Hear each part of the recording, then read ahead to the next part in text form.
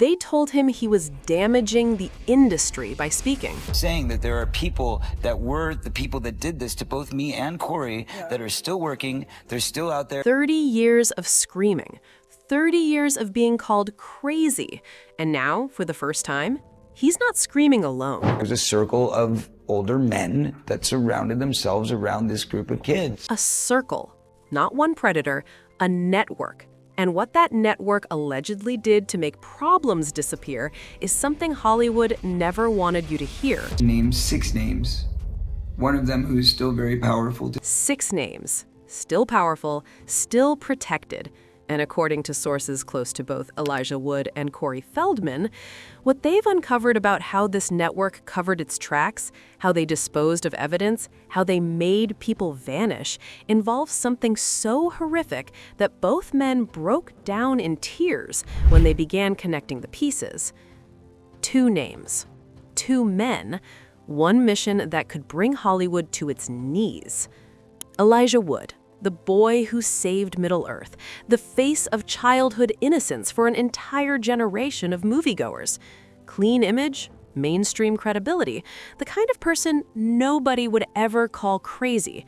And Corey Feldman, the man who has been screaming into the void since 1993, the child star who grew up surrounded by what he calls vultures. The survivor who was mocked on national television, stabbed in 2018, and systematically erased from the conversation every single time he tried to name names. I was surrounded by them when I was 14 years. Surrounded. Literally. Didn't even know it. It wasn't until I was old enough to realize what they were and what they wanted and what they were about and the types of people that were surrounding me. Until I went, oh my God, they were everywhere like vultures. Vultures, that's what he called them. Circling, waiting, patient. And for 3 decades, the industry did exactly what the playbook says. Discredit the messenger, control the narrative, wait for the public to forget. But then something changed. Elijah Wood, in a rare and unguarded interview with the Sunday Times, said something that should have stopped the entertainment world cold. Vipers. Not difficult colleagues, not bad bosses. Vipers. Cold-blooded, calculating, hiding in plain sight. And then he did something that the media completely buried. He compared what was happening in Hollywood to Jimmy Savile, the British television personality who abused hundreds of victims over 4 decades while the entire British establishment protected him. Think about what that comparison means. Savile's crimes weren't exposed while he was alive. The full truth came out only after he died, after the window for justice had closed forever.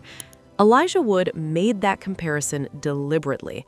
He was telling us in the clearest possible terms that the same machinery of silence that protected Savile for 40 years is operating in Hollywood right now. And Corey Feldman has been saying exactly that since before most of you were born. According to multiple sources close to both camps, Elijah Wood and Corey Feldman have been quietly coordinating, sharing information, comparing notes, building something that Hollywood's power structure never anticipated, a unified disclosure strategy backed by corroborating testimony from multiple angles. And what they've allegedly uncovered goes far beyond abuse. It goes to disposal. Now, I need you to stay with me here because what I'm about to tell you sounds like the darkest fiction imaginable. But when you trace the patterns, when you listen to what survivors have been saying for decades, when you connect the dots between the Epstein files, the missing persons cases adjacent to the industry, and the specific language these whistleblowers have used over and over again, something becomes horrifyingly clear. This network didn't just abuse, it erased. Sources allege that Elijah Wood and Corey Feldman, during their joint investigation, came across evidence suggesting that certain powerful figures within Hollywood's predatory network used industrial-grade acid to dispose of evidence and, according to the most disturbing claims, to dispose of victims who became liabilities. When confronted with this information, according to those close to the situation, both men broke down. Feldman, who has spent 30 years processing the worst things one human being can do to another, reportedly could not hold back tears. And Wood, who has always maintained that he was protected from direct abuse by his mother, allegedly wept when he realized the scope of what had been hidden from the public. This isn't just about abuse anymore. This is about a cover-up operation sophisticated enough to make people disappear entirely. To understand how something this horrific could be hidden for so long, you need to understand how the machine works. Cast out. You are scorned. You are shunned. You don't exist. You are effectively dead. Effectively dead. That's what happens to anyone who threatens to expose the system. And if public destruction doesn't work, if the target keeps talking, if the threat becomes too great, the machine has other methods. Remember what happened to Corey Feldman in 2018? A man who had been warning the public about predators in Hollywood for nearly 30 years was physically attacked, stabbed. He called it an attempted hit. And the mainstream media, they barely covered it. Ask yourself, if a prominent whistleblower in any other industry was attacked after decades of making specific, documented allegations, would that not be front-page news? Would that not trigger an investigation? But the playbook was still running. The warnings were minimized, and the machine kept spinning. Every time somebody tries to bring up a public name and they have a lot of money and power and a publicity machine behind them, the person who does the accusing is the one that ends up looking bad. That's the trap. That's the mechanism. Accuse someone powerful, and you become the story. You become the crazy one, the damaged child star who never got over it. Meanwhile, the powerful person issues a vague statement, their PR team goes to work, and within a news cycle, the whole thing evaporates. Except, this time, the trap isn't working. Because this time, the accusers aren't isolated. This time, Elijah Wood is standing next to Corey Feldman. And when a man with mainstream credibility, a man with no personal trauma claim, a man who says he was protected but saw what happened to others, stands up and says, yes, this is real. Yes, it is ongoing. Yes, these people are still in power, the isolation strategy collapses. Let's talk about the structure that made all of this possible, because predators don't operate in a vacuum. They require infrastructure. They require access. They require cover. A circle of older men that surrounded themselves around this group of kids. A circle, not a single bad actor. An organized social structure built around access to vulnerable children. And the people on the outside of that circle, the handlers, the enablers, the ones who created the cover, they're the ones who never face consequences because they technically never committed the acts themselves. That's what Elijah Wood meant when he said vipers. That's what Corey Feldman has been trying to name for 30 years. And now we're learning that this network includes people directly connected to Jeffrey Epstein's social world. Corey Feldman has been explicit about this. He calls these people handlers. And when he talks about handlers, powerful, trusted public figures who create a false environment of safety, he's describing something far more sophisticated than individual predators acting alone. Katie met Harvey. She met Harvey with Oprah. She talks about the fact that if Oprah's with Harvey, then why should I worry about it? I mean, Oprah is like the world's mom. The world's mom. That's exactly how a handler operates. You position yourself as the ultimate symbol of safety, of truth, of women's empowerment, and then you use that image as a door that opens access to victims who would never otherwise trust the people standing behind you. The vipers aren't just the men in the rooms. The vipers include everyone who made those rooms feel safe enough for victims to walk into. Now let's talk about what allegedly broke both Elijah Wood and Corey Feldman. When you have a network this sophisticated, a network that spans decades, that includes some of the most powerful people in entertainment, politics, and finance, you need more than silence to maintain control. You need disappearance. Sources allege that during their coordinated investigation, Wood and Feldman came across testimony that has never been made public, describing the use of industrial acid to destroy evidence, not just documents, not just recordings, physical evidence, human evidence.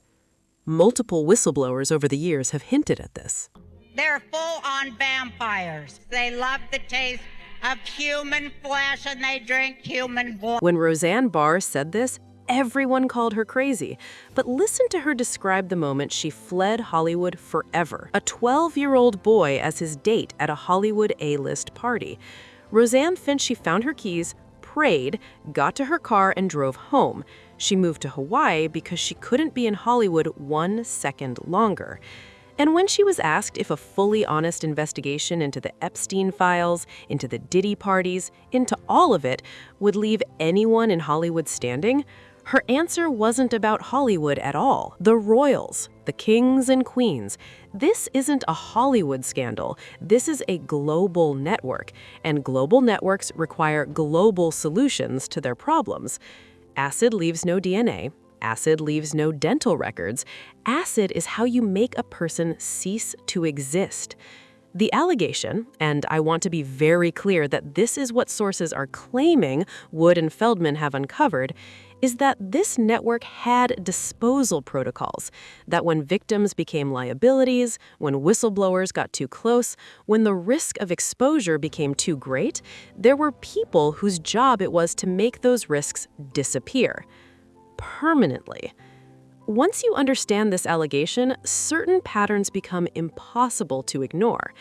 How many child stars simply vanished from public life and were never heard from again? How many young people on the fringes of the entertainment industry disappeared without explanation?